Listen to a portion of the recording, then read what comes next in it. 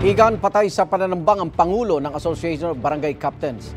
Ayon sa pulisya, hindi bababa sa 50 basyo ng bala ang kanilang na-recover sa crime scene.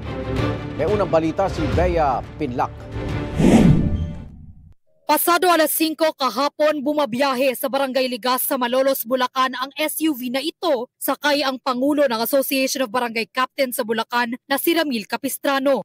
Hindi na nahagip sa CCTV ang nangyari sa kurbada ng kalsada pero kitang nagtakbuhan ang mga tao at napaatras ang mga dumadaang sasakyan. Tinambangan na pala roon ang grupo ni Capistrano. Bumangga ang sasakyan sa tindahan.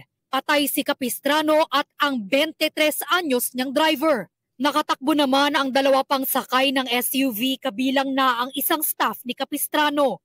May tumawag sa amin na nagpuputukan nga daw dito, may nagbabarilan. Rumisponde kami, nakita namin, umaatras pa dito to, pero umaandar pa, umuusok. Kaya hindi naman kami makalapit.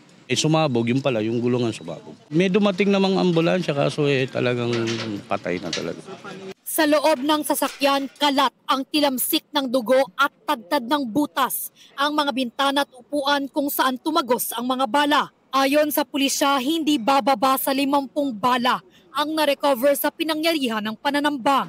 Inaalam pa kung sino ang mga salarin, ano ang motibo sa krimen at kung may kinalaman ito sa politika. Tumanggi munang magbigay ng pahayag ang pamilya ni Capistrano. Ang ilan namang nakatrabaho niya hindi makapaniwala sa kanyang sinapit. Nagulat lang po kami.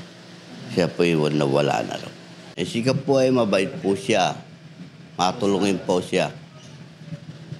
Mapagbigay din po siya. Talagang kahapon, gulat na gulat lang kami na gano'n na nga. Kahit yung driver niya, bata pa yun eh. Talagang nakakagulat, napakabait ng bata rin. Nadamay lang din sa nangyari. Di namin lubos maisip na mangyayari sa kanya yung gano'n. Wala rin daw silang kilalang kaaway ni Capistrano. Actually, wala. Sa loob ng 9 years na pagiging bukal din niya sa buong Bulacan, wala talaga. Ito ang unang balita, Bea Pinlac, para sa GMA Integrated News. Igan, mauna ka sa mga balita. Mag-subscribe sa GMA Integrated News sa YouTube. Sa mga kapuso abroad, subaybayan nyo kami sa GMA Pinoy TV at sa www.gmanews.tv.